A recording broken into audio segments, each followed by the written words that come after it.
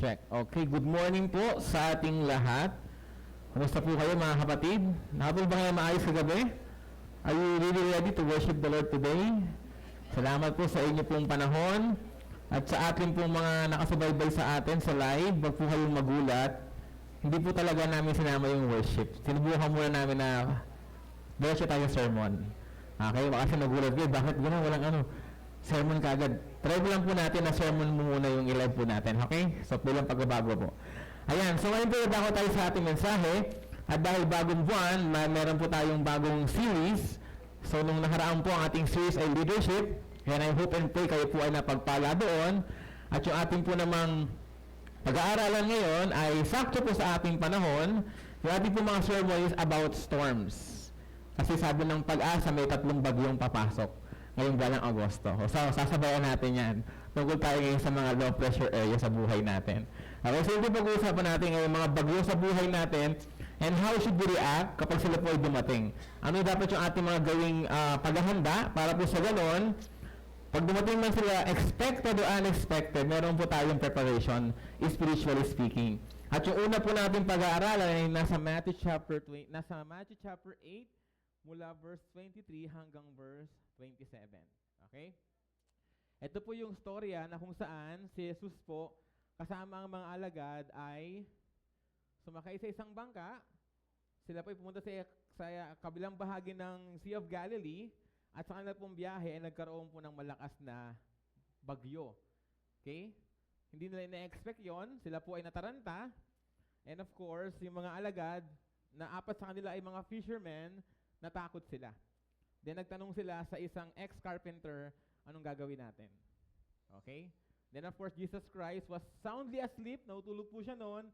So ginising siya, yung Panginoon, sinabi niya, ba't ba kayo natatakot? Tapos nirebuke niya yung nakakatakot na bagyo. Then sabi po doon, it stopped.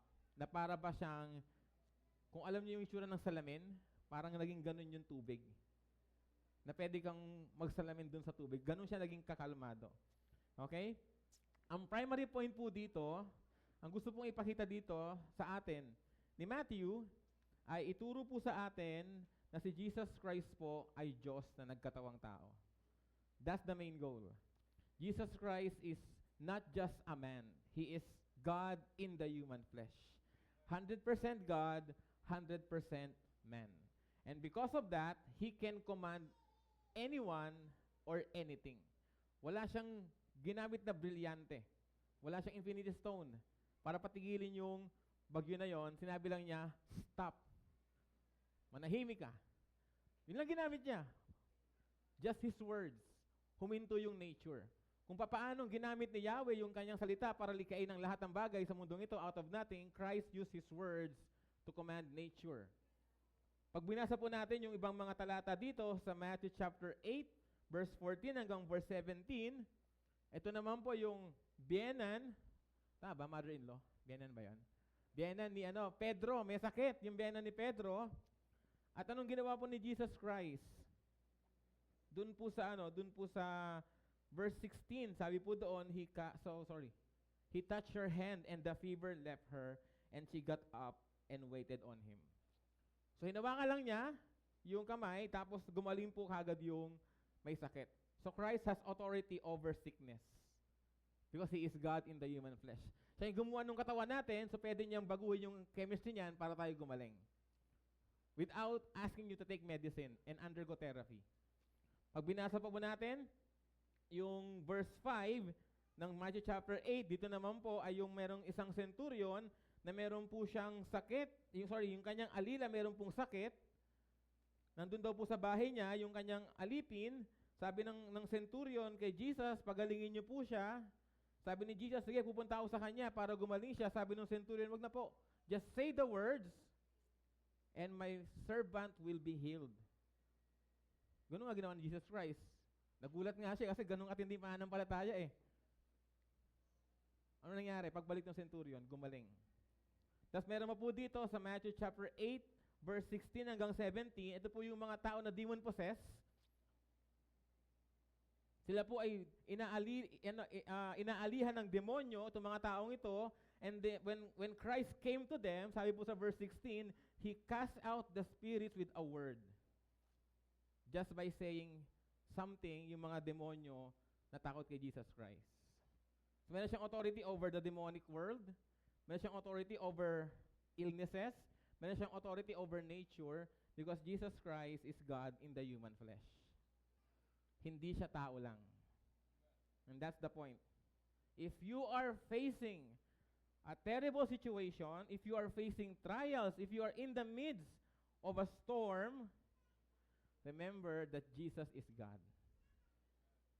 Diyos si Jesus. At siya ang kasama mo, therefore, somehow, there is this special protection upon you. Kayanin mo yung bagyo na yan kasi malalampasan mo yan. Kasi kasama ang ating Panginoon. Amen ba? First point, the need of faith. Verse 23-24. Sabi po dito, when he got into the boat, his disciples followed him, and behold, the violent storm developed on the sea, so that the boat was being covered by the waves, but Jesus himself was asleep. Nakalagay po dito na si Jesus ay sumakay sa isang bangka. Ayan, yan po yung setting, yan po yung Sea of Galilee. Interestingly po, ito pong talatang ito ay may kita din po natin sa ibang mga gospel records. For example po, kung makikita po natin siya sa Mark chapter 4, can we please turn our Bibles to Mark chapter 4?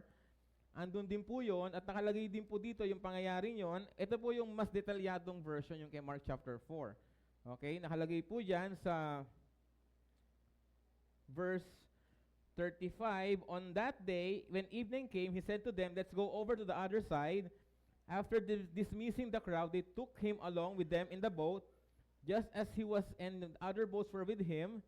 And a fierce gale of wind developed, and the waves were breaking over the boat, so much that the boat was already filling with water. Yun po yung sabi kay Mark. So meron daw pong kasamang mga bangka.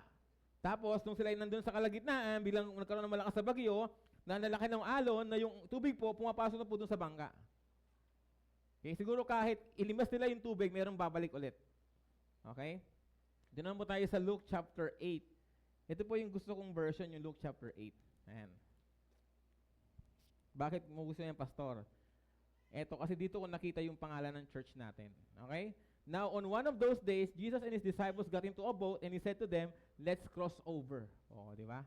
Andun yung pangalan ng church natin sa Luke chapter 8. Okay? Kaya gusto ko to eh. Let's cross over to the other side of the lake. So they launched out, but as they were sailing along, he fell asleep, and a fierce gale of wind descended on the lake, and they began to be swamped and to be in danger. So yun po yung yun po yung pangyayari dito. Nasa bangka sila ay nasa Sea of Galilee, and then sabi doon, behold. Why behold? Because there is something that will happen that they do not expect. Hindi po kasi nila ina-expect yon. Siguro pag alis nila doon sa pangpang, kalmado lang yung tubig, pero nagulat sila kasi bigla nagkaroon po ng violent storm. Meron po diyang ginamit na Greek word, yung Greek word na seismos, na doon po natin kinuha yung word na seismograph, na ginagamit po natin yon para po tayo mag-measure ng mga earthquakes. Okay? Bakit nga ba nagkaroon ng storm? So, inaral ko po ito, at meron po mga ilang positions on explaining the storm. So, yung unang position po, ito po yung nangyari kasi nga, yung po kasing Sea of Galilee, maraming burol sa paligid niya, then meron po itong Mount Hermon. Okay? Yung Mount Hermon, meron itong hangin galing sa taas, malamig po yon. Pagbaba po niya, ang hangin po ay magiging mainit. So, meron pong sudden change of temperature. And because of that, dahil po doon, magkakaroon po ng low pressure area, kakaroon po ng yung bagyo, yung storm na binabanggit po natin dito. So scientifically daw po, it's really possible. Kasi nga, meron kang Mount Hermon, may hangin na malamig, maiging mainit, kakaroon ngayon ng storm. Yun daw po yung isang paliwanag doon. Okay? Which is somehow acceptable. Kasi ako naman po dating science teacher, so I understand those kind of mechanics. Pangalawa po, meron pong sinasabi dito na meron daw po itong spiritual background. Kasi daw po, may mga nagsasabi na pagdating kasi ni Jesus Christ, doon sa kabilang side, meron daw po kasi doong demon-possessed na dalawang lalaki. So parang sabi nila, itong storm na to ay padala daw po ito ng kaaway Kasi nga, alam nilang pagdating ni Jesus Christ sa kabilang side, meron dong mga inaalihan ng demonyo at ayaw ni Satan na siya mawala ng mga miyembro. Sabi nila, it's very possible na somehow Satan caused the storm. Yun ang sabi nila. Tingnan ko, pwede ba talagang mag-cause si Satan ng act of nature? You remember Job? Anong sabi ni Satan kay Yahweh? Kaya lang naman si Job, mabait sa'yo kasi binibless mo siya eh. Tanggalin mo lahat ng yan. Anong sabi ni Yahweh? O sige, pwede mong gawin yan, basta wag mo siyang papatayin. Anong nangyari? Paano namatay yung kanyang mga anak? Di ba meron dong isang pagkakataon na parang mayroong malaking ipo-ipo? Tapos meron namang kidlat. So sabi nila, that could be Satan. Pero kumikilo siya, of course, within the parameters ng ating Diyos na binigay sa kanya. So sabi ng mga tao na yung storm naman na yon, somehow that is caused by Satan. Okay? Nevertheless, ano man po yung ating, rito, kunin na position dito, ang Panginoon nandun lang natutulog. He was soundly asleep. Kasi nga sobrang pagod siya sa ministry. Alam po niyo talaga nakapagod sa ministry. No? Nakapagod emotionally, nakapagod physically, mentally, financially. Talagang sa pinagsama-samang pagod, talagang minsan, sasandal ka lang sana pero nakakatulog ka na. At ganoon si Jesus Christ, ang dami niyang pinapagaling, siya ay nagtuturo, may mga inaalian ng demonyo na dinidil siya, okay? So, he's really, really tired. Nandun lang po siya, natutulog po siya doon, habang yung kanyang mga alagad ay nagkakagulo na. So, ganun po yung sitwasyon dito. Sobrang sarap ng tulog ng ating Panginoon. Hindi ko alam, di ba niya naramdaman na tumatasig yung tubig? Nagisigawan yung mga alagad, naghahanap ng lambat, naghahanap ng angkla, kung ano-ano man, pero nandun po siya natutulog lang. Okay? Mga kapatid, magandang application po sa atin. If you are a child of God, and you are facing a storm, remember that Jesus Christ is with you and in you. Andun siya, kasama mo siya. Kahit na gaano kalaking storm yan. Ano mang klase ng storm yan, kapatid, kung si Jesus ang iyong Panginoon at tagapagligtas, kasama mo po siya. Okay? So, wala kang dapat masyadong ipag-alala. Okay lang matakot kasi nga somehow that's our natural response. Talaga naman, pag nakita ka ng bagay na nakakatakot, talaga matakot ka. Pero sana, hindi yung fear magde-define ng iyong journey sa trial na yon. Ang sermon natin, faith over fear. Sana sa inyong pagsubok, nagpinagdadaanan, sa umpisa meron kayong takot o naramdaman, pero in the long run, nagkaroon kayo ng panalig sa Diyos. Because Jesus Christ is with you. Amen? Pag sabi sa iyong katabi, kasama natin si Jesus sa mga bagyo ng buhay natin. Okay? Pangalawa pong point ay the call of faith. So, ayun na. Kung babalikan po natin sa Matthew chapter 8, verse 25, and they came to him and woke him, saying, "Save us, Lord, we are perishing." Sa Mark chapter 4, "Teacher, do you not care that we are perishing?" Sa Luke chapter 8, verse 24, "Master, Master, we are perishing." Siguro sabay-sabay sila nagsasalita, iba-iba lang yung sentence, pero parehas ng thought. Panginoon, nanganganib po tayo, wala ka bang pakialam? And hindi ba ganyan din tayo, mga kapatid, minsan? Kapag tayo ay biglang nagkakaroon ng unexpected na problema sa buhay natin. Na para bang minsan, sinisisi natin yung ating Panginoon. Pero nung bless ka ni Lord, hindi mo nga siya naisip. Tapos nung kinuha sa'yo yung blessing na yon, siya agad nagsinisi mo. Di ba parang unfair yun? Nandun ka, nagpapangasawa ka, nagwawalwal ka, ine-enjoy mo yung blessing, tapos nung kinuha ng Panginoon, Lord, bakit naman ganito? It's unfair. Wala ka bang pakialam sa akin, Lord? Ito na nga lang yung pinagkakakitaan ko, ito na nga lang yung kaligayahan ko, ito na nga lang yung, siya na nga lang yung mahal ko eh. Nawala pa sa akin. Minsan ganun din po tayo. When something bad happens to us, unexpectedly, we are in a state of panic. Na para bang katapusan na ng mundo. Kasi na-bankrupt yung business mo. hindi ka na-promote, nawalan ka ng trabaho, hindi mo nakuha yung project na yon, nagkasakit yung anak mo, ikaw nagkasakit ka, na para bang, wala na, tapos na, ayoko na. Ganun tayo, para yung mga alagad. Kahit na sila ay mga trained fisherman, apat po doon, I believe, ay fisherman, si Peter, si Andrew, si John, tsaka si James. Tapos yung karpentero yung abalahin mo. Uy, missing ka dyan. Baka meron kang panghalo ng tubig. Alam ko lang, magmasilya. Mabira kayo, matawag yung gising niyo. When the sailors ask an ex-carpenter what to do in a storm, you know you're in a lot of trouble. Pero nakakalimutan natin, sometimes, these trials are God's way to get your attention. Sabi ni John MacArthur na nasa Panginoon na po, sabi doon, sometimes God has to bring us to desperation to get our attention. Kasi nga, petiks ka na eh. Parang, pakiramdam mo, okay na ang lahat. Hindi ka na nag-grow sa yung commitment sa Panginoon. Yung pangako mo sa Kanya, na pag nakuha mo yung blessing na yon, bibigay mo sa Kanya, hindi mo na ginawa. Now, God will call your attention by sending unexpected trials, unexpected storms. May isa pa pong version niya si C.S. Lewis, sabi niya, God whispers in our pleasure, He speaks in our life, but shouts at our pain.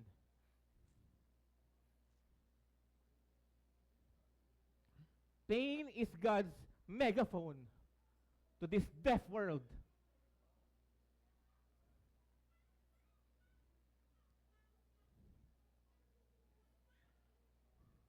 Five years ago, nagkaroon tayo ng pandemic. We did not expect that. That was God's megaphone to the world. The COVID-19. We were shocked, unprepared. We don't know what to do. Pero interestingly, ang daming tao nagkaroon ng opportunity na tumawag sa Panginoon.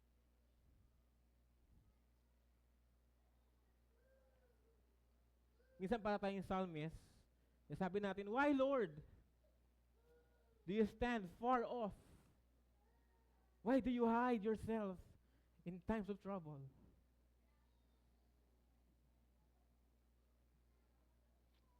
Aminin mo natin hindi mga kapatid, kapag meron tayong pagsubok, doon lang tayo nagpipray without ceasing. Doon lang tayo nagbabasa ng Bible. Doon lang nare-rearrange ang ating mga priorities papunta sa Panginoon. Because God wants our attention. God wants you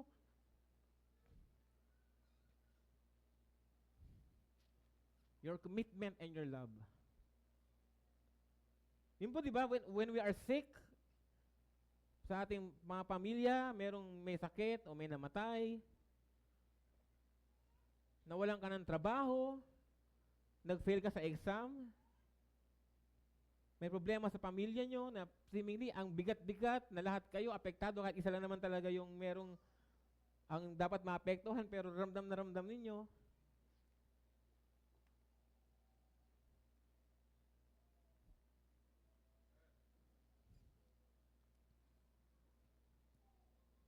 And of course, nung tayo ay naligtas,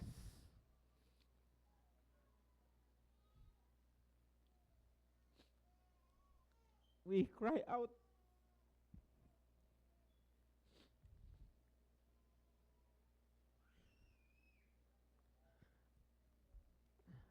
Pasensya na po.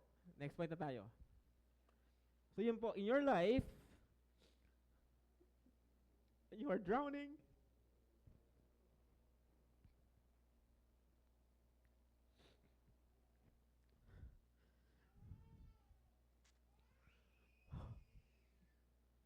be honest with the Lord.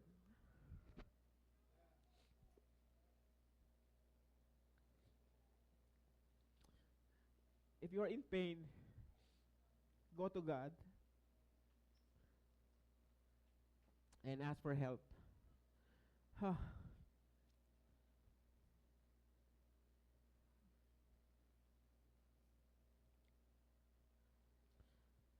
So, hindi ko po alam kung ano yung pinagdadaanan nyo. Hindi ko alam kung meron kayong you look forward na pain.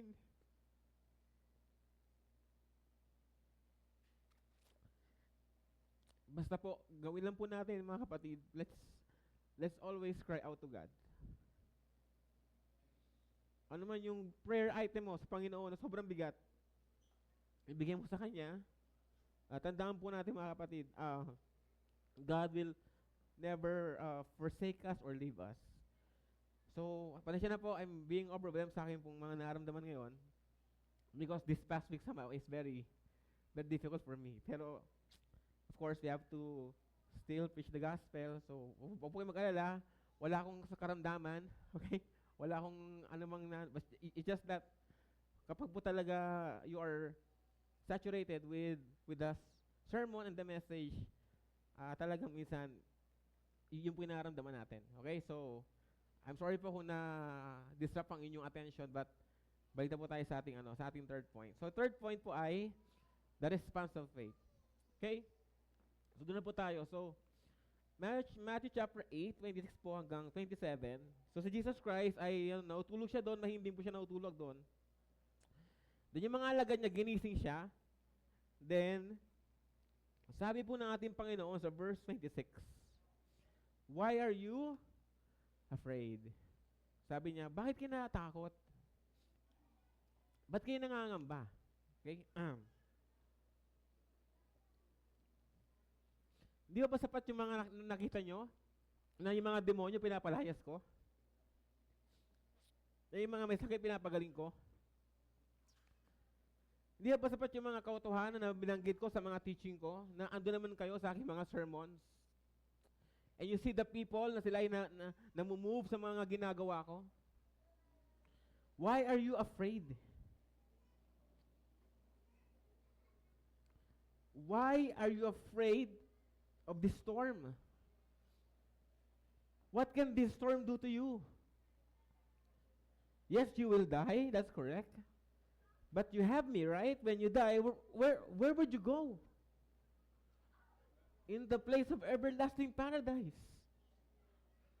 There is no pain, no more sin.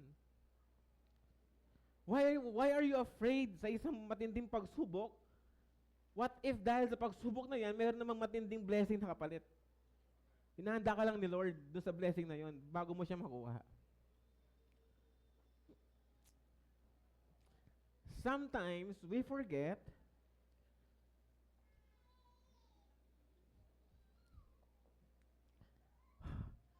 that the greatest accomplishments were born out of the greatest adversities. Di ba? Yung magandang accomplishment, saan galing yon? Sa isang matinding pagsubok. Right? So, segue tayo konti para hindi muna umiyak. Alam niyo po yung Alibaba? Siya yung Amazon, di ba? Sa China, yung Alibaba. Ang may-ari niyan, si Jack Ma. Kapatid niya si Jack Pa. Beer lang po. So, si Jack Ma may-ari niyan, di ba? Based sa sinabi niya, nag-apply po siya ng 10 times sa Harvard. And he got what? Rejected. Ba yan? One time, sabi din po niya,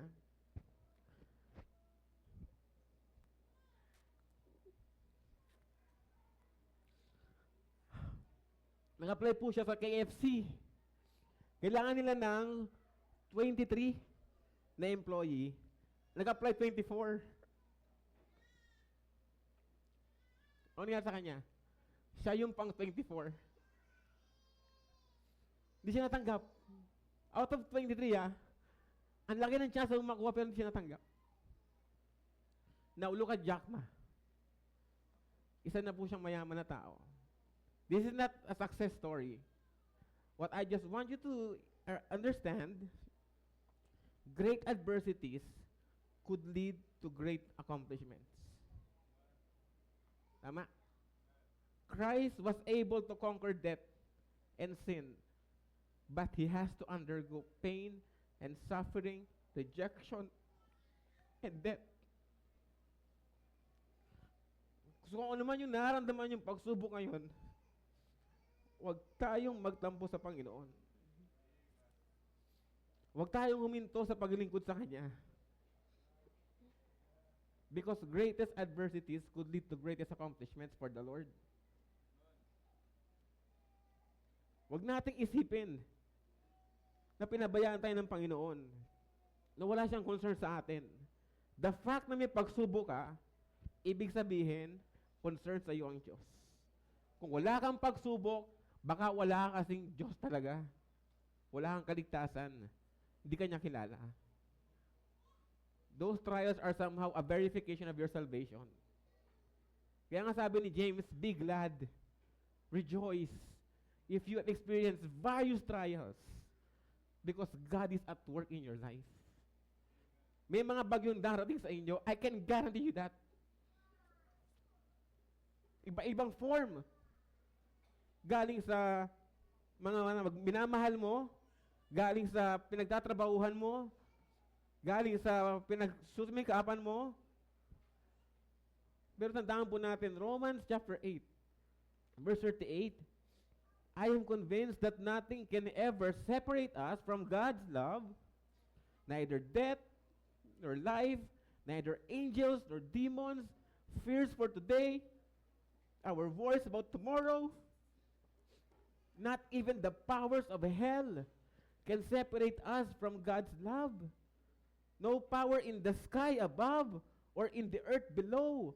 Indeed, nothing in all creation will ever to separate us from the love of God that is revealed in Christ Jesus, our Lord.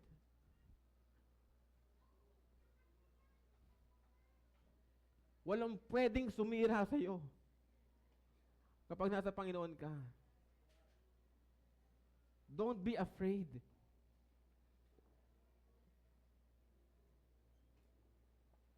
Sabi nga sa Romans chapter 5 verse 1, there is now no condemnation to those who are in the Lord Jesus Christ. Huwag po tayong matakot sa mga bagyo na to, mga kapatid. Harapin natin yan nang nakataas ang ating mga noo, kasi alam natin kasama natin ng Panginoon. For even though I walk in the valley of the shadow of death, I will fear no evil. Bakit? Because you are with me. Mahirap maging mananampalataya sa mundong ito. Kasi talaga may mga pagsubok ang mararanasan. And sometimes they will drain the life out of you. But if you have the love of God, sabi nga ni Apostle Pablo, no one can separate you from that love, the most powerful love. Yan nga nakalagay, di ba? For the love of Christ compels us. Salamat po sa nag-sponsor. So bakit Kapos, Pastor? Kasi Kapos yung sponsor yung binigay na bayad So kung gusto pong dumugtong dito sa kabila, nagdagay na lang po, ito yung kabila lalagay. Pinapatawa ko ng sarili ko. Okay? So ganun po yun. No one can touch you unless God tells them to do so. Amen ba? Walang pwedeng makapag-iwalay sa pagmamahal ng Panginoon. Doon pa lang assured ka na.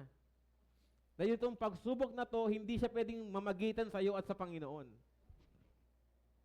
Kasi mahal ka ng Panginoon. Ganun nangyari kay Joseph. Joseph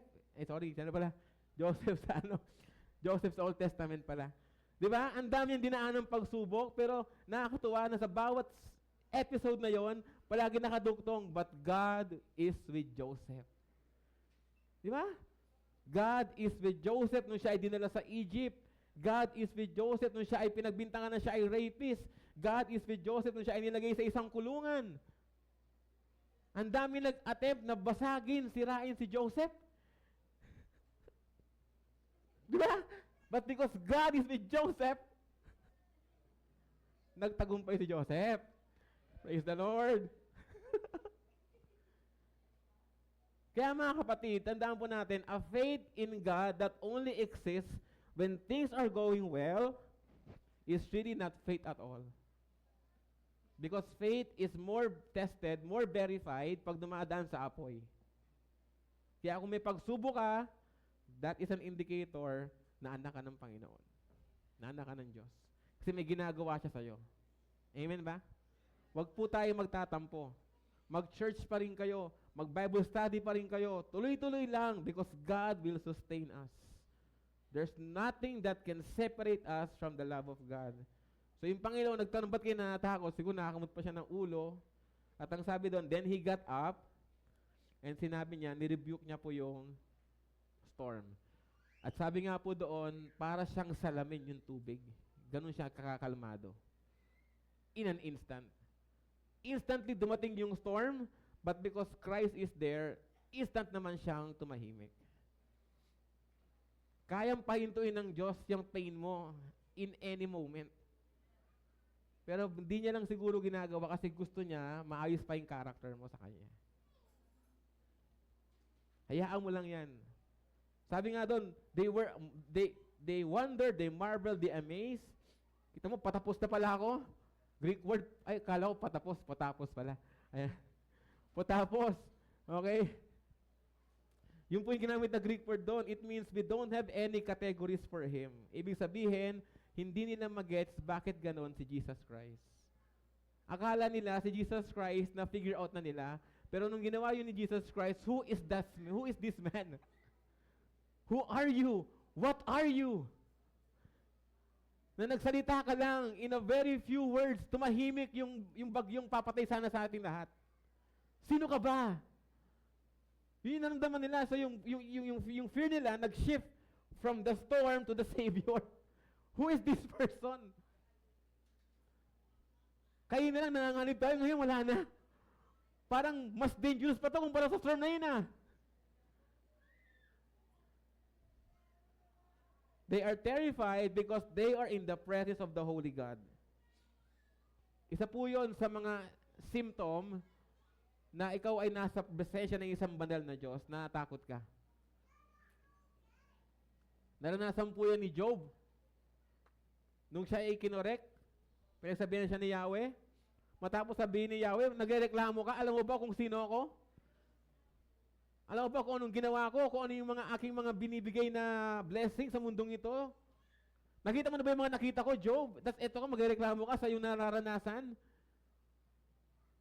Anong sabi ni Job?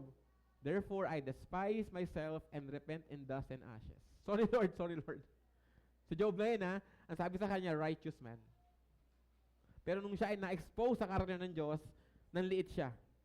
Si Isaiah, nung makita niya si Yahweh in His full glory and full majesty, anong sabi niya? I am unclean. Woe unto me! I should die because I have sinned the Most High. Ganun din po si Daniel.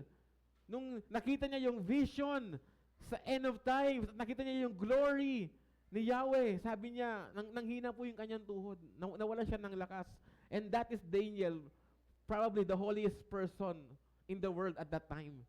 Nanghina siya nung makita niya yung glory ng ating Panginoon.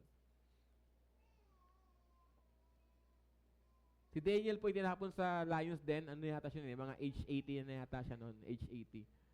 Tapos nung tinapon siya, ano nangyari sa kanya kay Daniel? Di ba hindi siya kinain? Bakit? Kasi makunat na raw eh. Nabi lang po. Kasi protektahan po siya ng ating Panginoon. Okay? Kasi 80, di ba? Makunat to, sabi mo, makunat to. Di ba? Then we have Apostle Peter. Nangingisda siya, wala siyang huli. Tapos si Jesus sumakay sa bangka niya. Tapos sabi ni Jesus, sige, mangisda ka. Sabi ni Peter, Panginoon naman, wala kang huli magdamag.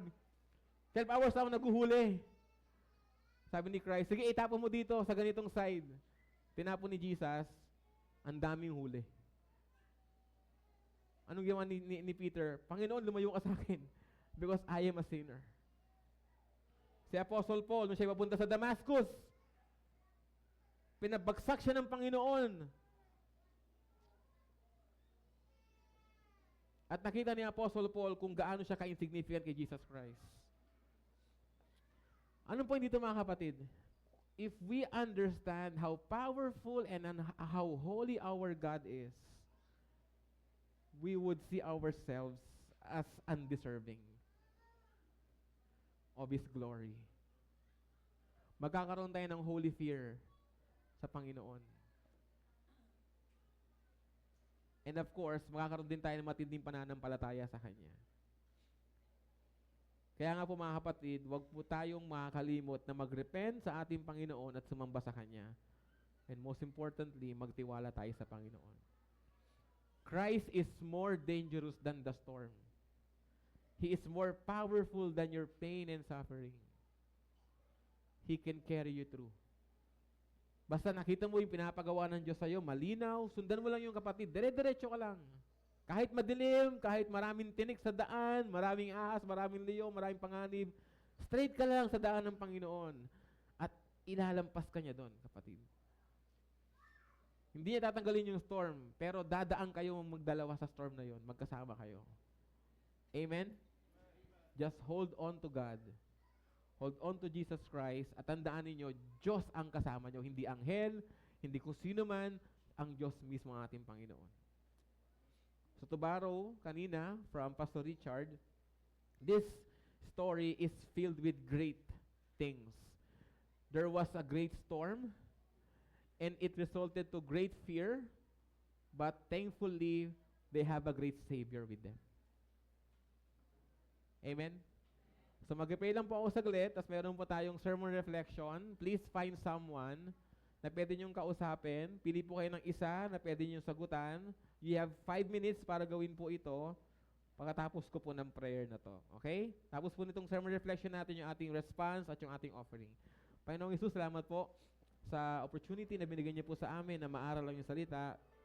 Father, hindi ko po alam kung ano yung mga storm ng aking mga kapatid na pinagdadaanan o pagdadaanan pa.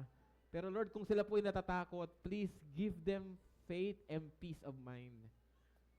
Sapagkat kasama ka po nila, Panginoon. Kasama po namin kayo. I'm asking, Lord, that you help us to guard our hearts, to guard our minds. Nawa, Panginoon, kung sakaling matakot po kami sa umpisa, wag kami matakot all throughout. Bagkus hayaan namin na ang iyong character, ang iyong salita, ang iyong mga pangako ang mag-sustain po sa amin.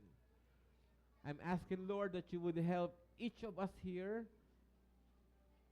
to be prayerful, to be thankful, to be more loving sa aming pong paglilingkod sa iyo sa gitna, Panginoon, ng aming mga pagsubok. I believe storms will come to our lives. Yun po talaga ang kalagayan sa isang mundong fallen. Pero salamat po dahil ang aming advantage ay mahal mo kami. At ang pag-ibig mo ang siya mag-iingat sa amin. Walang pwedeng gumalaw sa amin, Panginoon, sapagkat kasama ka po namin. You are our protection. At yung ginawa mo sa krus ang aming pinangahawakan. Dahil dito, Panginoon, meron po kaming confident na harapin lahat ng unang pagsubok. Father, help us to stay with your Son all throughout the storm until the day that He calms this storm in our lives. Sa pangalan po ni Jesus, ang aming Panginoon, ito po ang